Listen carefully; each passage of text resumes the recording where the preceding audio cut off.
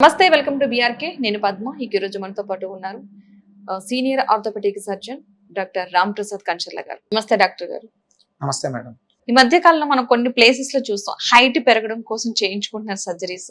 అవి నిజంగా వర్కౌట్ అవుతాయి అంటారా? అలా చేయడం కరెక్ట్ అసలు? ఎందుకంటే మన బై బర్త్ వచ్చిన హైట్ అది, మధ్యలో నిజంగానే హైట్ వ్యక్తుల్ని పెంచొచ్చా?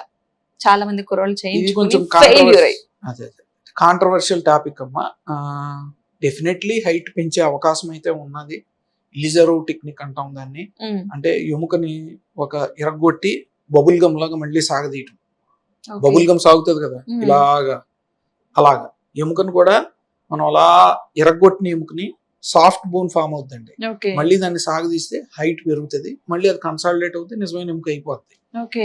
సో అది ఎథికలా కాదా అనేది కాస్మెటిక్ రీజన్స్ అనేవి ఇప్పుడున్న ప్రపంచంలో ఎతికలే. మరి మనం ప్లాస్టిక్ సర్జరీ చేయించుకుంటున్నారు, సెలబ్రిటీస్ అందరూ చాలా మంది చేయించుకుంటున్నారు. మరి అది ఎతికల్ అయినప్పుడు ఇది కూడా ఎతికల్ అవుతుందనే నా వాదన. దానికి కూడా మంచి సక్సెస్ రిజల్ట్స్ ఉన్నాయి. బట్ ఏంటంటే అనిపిస్తున్నాయి అవి అసలు సక్సెస్ అన్నది. అంటే ఇప్పటి వరకు చేయించుకున్న వాళ్ళు ఫెయిల్ కనిపించింది. ఓకే, హైట్ పెరిగాము, సక్సెస్ అయ్యాము అన్నది మాత్రం బయటకు తక్కువ వచ్చినాయి. ఎక్కువ సక్సెస్ గానీ మాత్రం వచ్చినాయి. అంటే మీ ఆధ్వర్యంలో ఎప్పుడైనా ఎవరికైనా అలా సజెస్ట్ చేశారా? అసలు నేను ఎప్పుడు ఆ బ్రాంచ్ లోకి వెళ్ళలేదమ్మా, అలా అడ్వైస్ చేయలేదు. బట్ కాకపోతే ఒక చిన్న ఫిలసాఫికల్ స్టేట్మెంట్, ఎప్పుడన్నా చెడు వ్యాపించినంత వేగంగా మంచి వ్యాపించదు. సో ఫెయిల్యూర్ అయిన కేసులే మనకి ఏంటంటే కనిపిస్తా ఉంటాయి. మంచి జరిగినవన్నీ కూడా ఎక్కడో ఉంటాయి. ఇలాంటివన్నీ కామన్ గా ఉంటాయి. బట్ ఈ హైట్ లెంథనింగ్, అదే హైట్ పెరగటం అనేది ప్రస్తుతం అయితే ట్రీట్మెంట్ ఉన్నది, చాలా మందిలో జరుగుతున్నది. ఓకే డాక్టర్ గారు, చాలా మందికి గుజ్జు అరిగిపోతుందని చెప్పేసి అంటుంటారు మోకాల్లో. అది ఫామ్ చేసుకోవడానికి ఫుడ్ లో ఏమైనా చేంజెస్ చేస్తే మంచిదే అంటారా? ఎలాంటి ఫుడ్ ప్రిఫర్ చేస్తారు? మంచి క్వశ్చన్ అమ్మా. ఇది జనరల్ గా మేము చెప్పేది ఏంటంటే, గుజ్జు పదార్థం అనేది న్యాచురల్ గా ఉత్పత్తి చెందడానికి వెజిటబుల్స్ లో కొన్ని ఉన్నాయమ్మా. బ్రోకోలీ అంటాము, క్యాబేజీ, బ్రోకోలీ, అవి తీసుకోమని చెప్తాం. అదే ఫ్రూట్స్ కి వస్తే కనుక విటమిన్ సి రిచ్ ఉన్నాయి తీసుకోండి అంటాం. అంటే జాంకాయ, కమలా పండు, స్ట్రాబెర్రీస్, నిమ్మ, నారింజ, ఉసిరికాయ అట్లాంటివి. తర్వాత మనం సిరియల్స్ కి వచ్చాం అనుకోండి, వైట్ రైస్ మ్యాక్సిమం అవాయిడ్ చేయమని చెప్తాను. బ్రౌన్ రైస్ తీసుకోండి, ఓట్స్, రాగి సంకటి, జొన్న అట్లాంటివి తీసుకోమని అడ్వైస్ చేస్తూ ఉంటాం. దీనివల్ల ఏంటంటే మన బాడీలో కాల్షియం, విటమిన్ డి వచ్చింది. దాంతోపాటు మనకి గుజ్జు న్యాచురల్ గా ఉత్పత్తి చెందేందుకు కూడా ఉపయోగపడుతుంది. సో ఇది ఒక ట్రీట్మెంట్ అని నేను చెప్పను, కానీ డెఫినెట్లీ మోకాళ్ళ నొప్పులు కానీ ఏ నొప్పులు ఉన్నా అరుగుదల వల్ల మన బాడీలో క్షీణతకు గురవుతుంది అని అంటే న్యాచురల్ గా గుజ్జు పదార్థం వచ్చేందుకు ఈ ఫుడ్స్ అయితే ఉపయోగపడతాయి కొంతవరకు. ఓకే, కొంతమంది జ్యూసుల రూపంలో పచ్చివి రావి జ్యూస్ చేసుకుని తాగుతారు కదా, అవి పర్వాలేదంటారా? ఏమన్నా సైడ్ ఎఫెక్ట్స్ వస్తాయా? అంటే మనం అనుకున్నవే కొన్ని జ్యూసెస్ రూపంలో తీసేసుకుంటారు కూరగాయలు, జ్యూస్ కింద చేసి. సో దాని వల్ల ఏమన్నా ఎఫెక్ట్ అవుతుంది అంటారా? ఏమీ లేదమ్మా. అసలు హెల్త్ కి మనం ఏదన్నా సరే మంచిది. రాగి జావ అవనివ్వండి, ఏదన్నా రాగి సంగటి తినలేకపోతే కన్నా రాగి జావ తాగండి అని చెప్తాం. సో ఏదన్నా సరే మీరు శరీరంలో లోపల పంపించడం అనేది ప్రథమ ధ్యేయం. అది పాలతో కలిపి పంపించారు అనుకోండి, కొంతమందికి ఏంటంటే ఉట్టి పాలు తాగాలంటే కష్టం. ఈ జ్యూసుల రూపంలో తాగితే కనుక వాళ్ళకి పాలు కూడా వెళ్తది హ్యాపీగా. సో ఏంటంటే ఏదో ఫామ్ లో వెళ్ళిపోవాలి. సో ఇలాగ కొంతమంది అడుగుతా ఉంటారు మెంతుల గురించి, మహాబీర గింజల గురించి కూడా.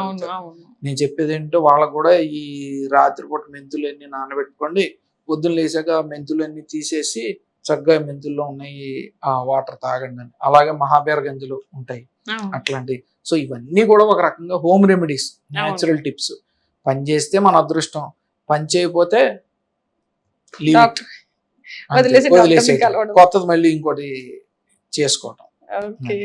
అంటే ముందుగానే జాగ్రత్త పడ్డే మంచిదే. కాబట్టి పెయిన్స్ ఇలాంటివి రాకుండా ఉండడానికి ముందుగానే ఎలాంటి జాగ్రత్తలు తీసుకోవాలంటే, మన బరువు పరిమితిలో ఉంటే అసలు సగం జబ్బులన్నీ తగ్గిపోతాయి. నేను పేషెంట్లు కూడా ఒక సింపుల్ ఫార్ములా చెప్తాను. మీ హైట్ ఎంత ఉందని లెక్కేసుకోండి.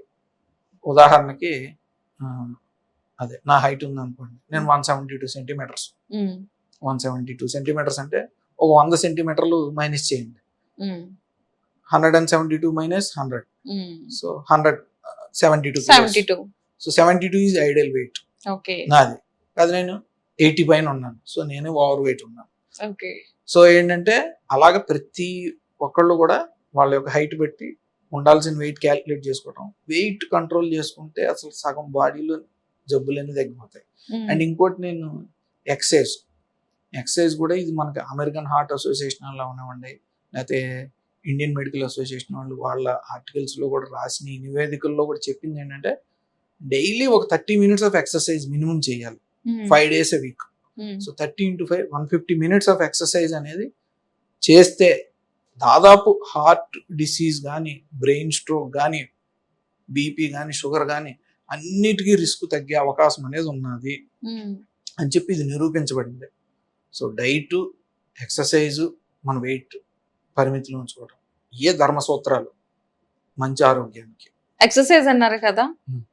ఏది బెస్ట్ అంటారంటే వాళ్ళ కన్వీనియన్స్ బట్టి, కంఫర్ట్ ని బట్టి అంటారా, లేకపోతే వాకింగ్ కానీ, రన్నింగ్ కానీ ఇట్లాంటిది ఏదైనా సజెషన్ చేస్తారా అసలు? నా అక్రాస్ ఆల్ ఏజ్ గ్రూప్స్, చిన్న వయసు నుంచి పెద్ద వయసు వరకు మనం తీసుకుంటే walking is the best exercise. ఇది అసలు డౌటే లేదు. వాకింగ్ ఎర్లీ మార్నింగ్ చేయలేకపోతే సాయంత్రం అన్నా. సో వాకింగ్ మించిన ఎక్సర్సైజ్ అంటే ఏముండదు.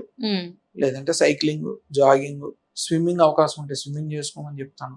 ఏదో రూపంలో ఇందాక మనం Body కష్టపడాలి కాస్త. బాడీ రోజు 30 minutes అన్నా కష్టపడితే 5 times a day, 5 times a week, 150 minutes exercise అనేది వీక్లీ మన బాడీ హెల్తీగా ఉండటానికి అది ధర్మసూత్రం.